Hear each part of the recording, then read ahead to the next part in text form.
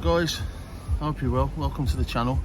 We're in the lovely Sands Cafe. As you can see, we've got Dongtang Beach behind. This is in Pattaya, and I've got a special guest with me today. This is Ian. Ian's lived here for 10 years. He's one of the reasons I first started coming here, because we met each other in Tenerife, and I knew he'd come to Pattaya, and but through Facebook I seen the pictures and I kind of started to look into it and stuff like that. So, Ian, How we doing, mate? how's life? Good to see you, Lee. Thank you for having me. Thank you for having me. Yeah, life's not too bad, to be honest. Yeah, very good. So, tell me, what can you remember how we first met then? I remember you was DJing in Tenerife in a club called Tramps. And at the time I was living and working over there. I was doing a bit of DJing myself, but working on the telesales side of things. And the girl that I used to work with called Alison, her boyfriend, Scouse DJ, also worked in Tramps with yourself. That's it, yeah. Christian. Christian, that's it. And then we sort of used to go in there, and then me and you got talking, and then we had that Arsenal connection as well. Yeah, that's it. You're a big gunner. Yeah. And then we just sort of just connected through the Arsenal thing there, and then I remember vaguely sort of then I became sort of more of a resident DJ on Veronica's. You was then DJing towards the end of your time on Veronica's in Yordi's bar. Yeah, that's it. I think you was flirting between there and somewhere else. Tramps. I was doing after hours places. That's right, after hours in Tramps. And then that was it. And then I think you sort of left. I left in 2009. I was there You from left 2009, right? Okay. Yeah. So yeah, and then you left there, and then I just stayed, and then. So when was the first time you come to Thailand then? First time I came here was 2014.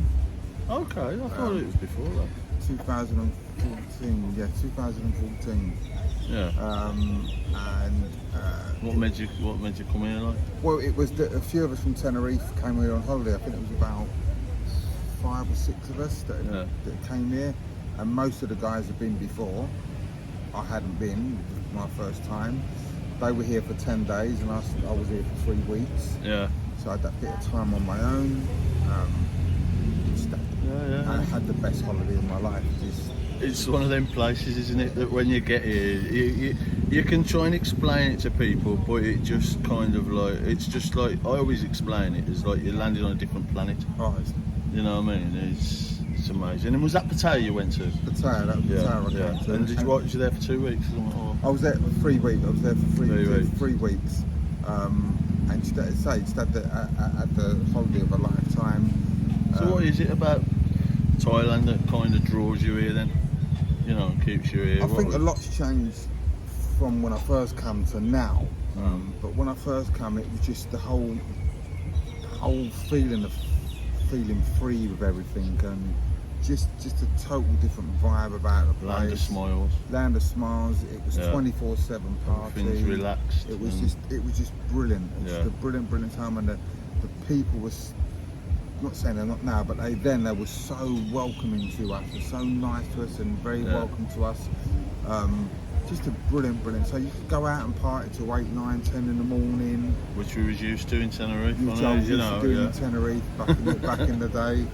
And then I left here after my holiday, after having a bit of time on my own when all my friends went back to Tenerife. I had that bit of time on my own here, which enabled me to do my own thing and go my own places and that. Yeah. And then when I flew back to Tenerife, I was missing it. I was heartbroken to leave here. Absolutely heartbroken. And I remember one of the first times I come in here, getting in the taxi to leave. I was actually really emotional. Yeah. I'm like, you know, the few days before I go back, I'm like, oh, you know, it's like. I start getting down because I realise that, like, you know, I'm going back to the UK, and it does affect you. It does get you, doesn't it? It does get you. I think what's interesting about this interview is I've seen loads of interviews with people in Pattaya or in Thailand that have got businesses, that have possibly retired, so they've got a pension, they might have sold the house and come over here. But what's interesting with Ian's story is the fact that he didn't have thousands and thousands of pounds in the bank. He didn't have a pension. He come here when he was before retirement age. So, you know, he's had to basically graft and build a life here. And that is difficult because it's not like Spain, it's not like the UK where you can get jobs, cash in hand and everything. I mean, there's a rule in Thailand where if you own a bar or you own a business, for every foreigner that you actually employ, you're supposed to employ 4 Thai people. Correct, yeah. So it is extremely difficult to come here and work and do a normal day job. So how have you managed it? I mean, you've been here 10 years, you've worked through COVID. I mean, that's amazing. That's just such an achievement. I mean, how have you managed to kind of do that and still be here and living the dream?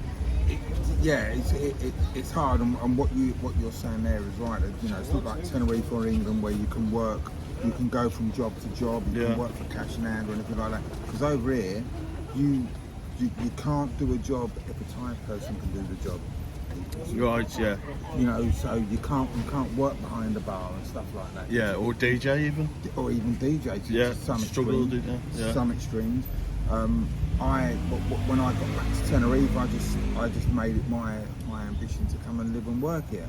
So when I got back in that time of year, in that April in 2014, I worked from April to December, DJing and jumping jacks, getting taken night off, and just banked me money, joined lots of Facebook groups, applied for a job, had an interview set up in the... what was that doing? That was SEO, doing search engine optimization for a company in Pattaya. Okay. And that was I had an interview set up then for the January. I booked a one-way, an open return. Oh, open return. Open return for a month to come and get this job. If I didn't get it, I was just going to have a holiday. Yeah. But I came for an interview in the January, flew in December, had the interview, got the job, and then that's it. I've been here I've been here pretty much ever since. The first time I came, the first job I had only lasted for about 4 or 5 months because I wasn't hitting targets, and then they sort of probably because you were still in party mode. Was that because you were probably still in party mode. Down LK Metro. It was a big learning curve for me. Yeah. And you've got to have work permits. You've got to have the right visa in place. And everything to stay here. You can't just come here and live here. You've got to. You know. And visas are difficult, aren't they? Difficult. I mean, and they're expensive. You know, there's a lot of people that live here that's under 50 that have to go and you know, do border runs and stuff like that. Do you know what I mean? If they can't get a work permit, and it's, you know, every 2 months you have to do that, is it, or is it every 30 days? Every 30 days. Every 30 days. You got to jump in a minivan and go across the border to either Laos or Cambodia, you know, and come back in. And it's not cheap, is it? It's probably about 160, 180 quid to do that. You get a 90-day extension, and then once that expires, then you go and do your 30 days somewhere in Cambodia or something like that. But it's not as easy. It's not as easy and straightforward now as it sort of was before COVID. They're a lot more strict on everything, and it's a lot more harder to get the right visa and the work permit that would be necessary. What was you doing during COVID? What I mean, I used to watch the videos, and there was a couple of vloggers that used to just, you know, do videos around the streets, and it was desolate. Some of the hotels was being used by people that was homeless. There was people actually queuing up on the streets for food. I mean, how did you survive that? It was around. I mean, I was sort of lucky in a way, because at the time I was a manager of a go-go bar in LK Metro that came with the work permit and the visa and everything else. Right. And then when COVID hit, which was, I do believe, January 20, weren't it? 2020, yeah. 2020. And then we had that first initial shutdown. I'd obviously, because I was working, I was living on my own, so I was saving my money, etc. Had you got a wage coming in because you got the work permit? Yeah, I'd had a wage coming in. I was still getting a wage in that. That's so that was all. So that was lucky then, wasn't it? Yeah. If you'd have been doing your commission work, you'd have been. Yeah, I'd have been very, very stuck.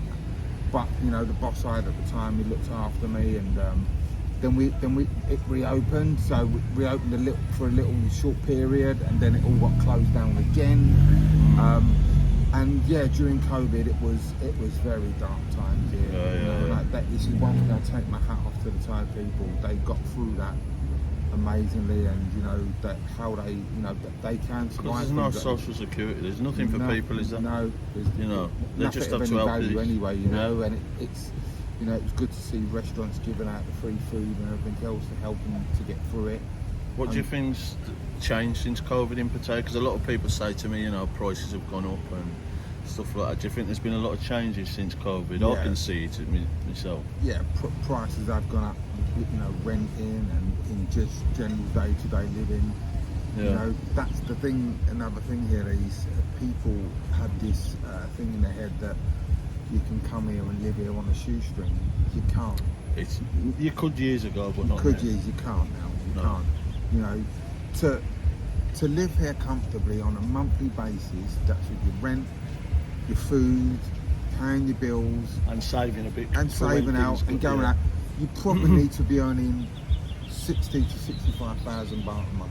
Which is in English, what's that? That's about 13, about 1,400 quid 1,400 quid, I would say, to live fairly to comfortably. live fairly comfortably. So that's the kind of pension that you need, or the kind of job that you need. That's what I would And say. that's a yeah. lot of money in it It is. I mean, for you to talk, when you talk about Thai people, you know, some Thais only earn like, what, 400-500 baht a day, which is about £10 a day, you know. 7-Elevens, they get like 9,000 a month, 12,000 baht a month, stuff like that, you know. And So to go from, so that's like, what's that? So that's 360, something like that. 300 quid a month. So for you to live comfortably on 1,200, that's 4 times Yeah. what the average Thai person needs to live. Yeah, yeah. It's difficult to earn that kind of money. it's isn't it? very difficult, very difficult.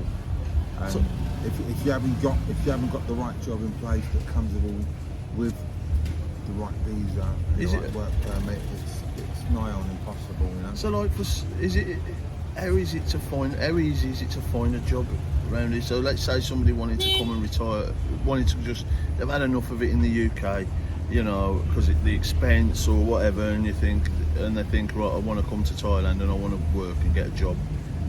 How easy is it for them to get an actual job? It's not that easy, you know. It's very difficult to come here and start looking. I would suggest, if anyone's thinking of doing it, look online, join lots of Facebook groups. There's lots of job Facebook groups. Join all them groups. Get your CV together. Get your CV out to companies. Is it mainly sales jobs here? Telesales jobs? Yeah, generally, yeah. You know, you get a lot of companies that have businesses in the UK, but they set up a satellite office here, all Yeah. legal, all above board. Yeah. That's what they do. A lot of companies, you know. Yeah. And that's the best way around it. You know, just try and find a company that's looking for staff. They may be working Australian hours because Australia's not a million miles from here. Okay. So you know, it might be something in the Australian market that you can go and work.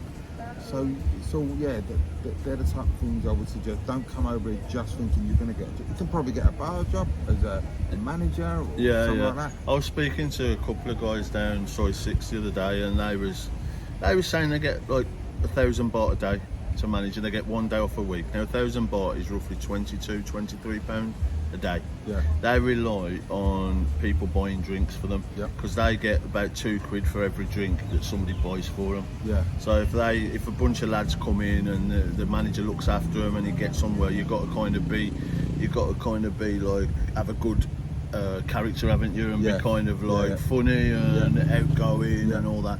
And then if a load of lads buying your drinks all day, then that really makes up your money. And you've got to be able to handle your drink. Yeah, You yeah, and not touch the women. Yeah, and not That's touch the the hardest women. thing, Yeah, I'd and not imagine, touch the because women, there's, you know, the women are there, and it's difficult not to kind of like, yeah. So what is it about Pattaya then? What is it specifically about Pattaya that really that makes you want to stay in?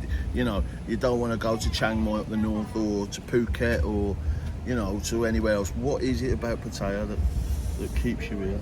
That's a great question. I mean, now you've got a relationship. Now Yeah, you've got a nice girlfriend and got yourself a nice place. Yeah, got myself a nice little house, 2-bedroom house. Got myself a girlfriend, been with her for 3-4 years now. Got myself a dog.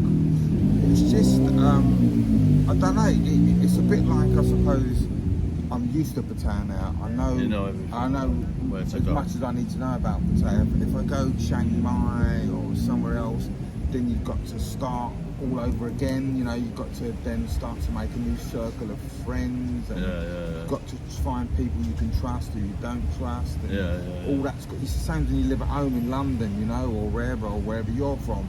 It's, you know, that's where you're brought up. You know everyone. It's crazy, you know, isn't it? You know, when I was in Tenerife, I mean, it's beautiful there, but I always missed Wolverhampton. Yeah. And when I got back to Wolverhampton after a few weeks, I thought, bloody hell, I'm getting back here again. But again, Lee, talking about the Tenerife, I mean, honestly, out of all the years you was there, how many people since you've left there do you actually keep in contact with? Do you say are friends? Two, probably one or two. You and my mate Migsy. There we go. I think what it is, you meet people from all over the country, don't you? So when you all go, I had a few Scottish mates, a few mates from London, but when you all go back home, you all go back to where you're from, and you lose touch, don't you? Yeah. So we're going back to the Thailand thing. So, like we're talking about, when you live here, are there any is it important to learn the language? Are there any do's and don'ts that you think? How does it benefit? I mean, if somebody's coming here to work, is it essential? Because the Thai language, like So some difficult. people speak Lao, some people speak Thai. There's different dialects of Thai, isn't there? So difficult. So you can say something to one person, like, can I have a drink, or can I buy you a drink, and then they don't know what you mean, and then So it's so difficult. The Thai language, as much as it probably is important to make an effort to learn it and to speak to the Thais in their own native tongue, because you will get a lot more respect from them for at least trying. It's so difficult because there's words that you use to certain, you know, to the females that you don't use to the males, and vice versa. And words you use to older people, to younger people. Right. Words that mean so many different scenarios, mean so many different things depending on what scenario you're in. It's just so difficult to grasp, you know. And, have you thought about having any lessons in Thai? How about your girlfriend? Now you're living with a Thai girl. Do you pick up? Has that helped you? Or does she speak English to you? She speaks perfect English anyway, you know. So it's not really a problem. You know? But it is a very, very difficult language. Any do's and don'ts in Thailand, like, you know, things that you just the do's really is just always at your utmost, just try and respect their culture, their way, the way they're they living are, in their country. living in their country. Don't touch their head. Don't have your feet pointing towards them. You know, if you drop a note on the floor, don't stamp on it to stop it blowing away because you're stepping on the king's head. Even if it's 1,000? Even if it's 1,000 baht, no, don't put your foot on it because it is classed as disrespect. Don't disrespect don't disrespect the country, the flag, their culture, all that. Just respect it. You know, be respectful when the national anthem is on. Because you go to the cinema, the national anthem plays. You've all got to stand up, before the film starts. All them type of things, you know. You've got to have a lot of patience here. You know, you've got to have a lot of patience here. You know, you go to a 7-Eleven, and I'll say it now, then it's the only place in the world I know that will create a queue in an empty room. Because you've just got to have the patience of a saint, because that's just the way they are. It's their Take culture. the time and Take the time. They've got the way we work, the way they work. It's like chalk and Thai cheese. time, they call it, don't they? Like when the girls work in the bar, that if they're supposed to be in at 11, say 2 o'clock in the afternoon, Thai time means that could be between 2 and 3. Exactly. It's not like bang on 2 o'clock like we're used to. Is if we say we're going to meet somebody at 2 o'clock, then you're going to be there at 2, roughly. You know what I mean? Now, if I'm going out with my girlfriend and we want to go out and I want to be ready, I want to be out the door by 8 o'clock, I'll say to her 7 o'clock, knowing that she'll be ready by 8 o'clock. You know? They're the little things you just got to get a grip with. So what's the future, Ian? What do you plan on being in Pattaya for the next 10 years, another 10 years, or do you think you're going to try and go back to the UK with your missus, or going to move to? Where's she from? Is she from Isan or? No, she's from Buriram originally. Oh, she's from Buriram, yeah. So is there any kind of like plans to go and live up there, where it's going to be obviously a lot cheaper, or I'm at the stage now, Lee, where I just take sort of each day and each week as it comes. You know, I'm now sort of just started a new sales job that I'm very happy in, and I've just got to slowly build things up on that. As regards to the future, yes, I would. You know, I would certainly like to take her back to the UK for a holiday. I went back to the UK last year, working for a previous company. Went there twice. What did you think? The first time I went, which was in June time, was there for 7 weeks, and that gave me, you know, I'd been home for 10 years, and that gave me time to sort of. Actually longer than 10 years, because I was in Tenerife before that. So, but that gave me a chance to catch up with aunts, uncles, cousins, and that's nice. That was a bit of a shocker to see how much they've aged in that. And I actually considered at the time about maybe moving back to the UK and working for the company I was working for, and working from their base in the UK. Then I went back the second time in August, September.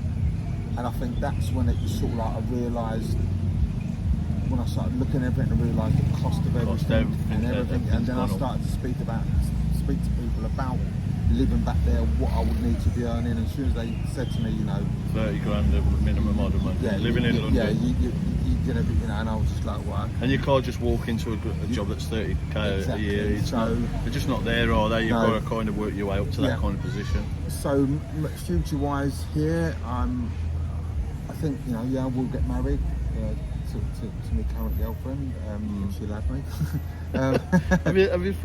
Have you proposed yet? Not yet. No, I'm waiting for. You shouldn't have said anything. She might watch this. Oh, yeah.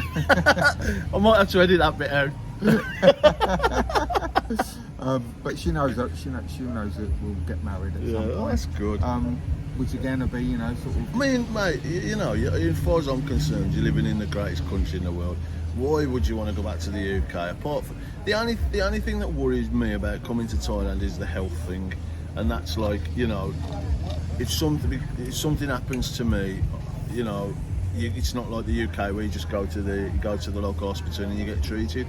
You know, you've got to have all the proper health insurance in place, and I've been looking into that, and it's not cheap. The older you get, the more, like me, I've had blood pressure issues, so the more things like that adds to the cost, and you're lucky if you can get health insurance for about £1,200-1,400 a year. Do you know what I mean? So that really worries me.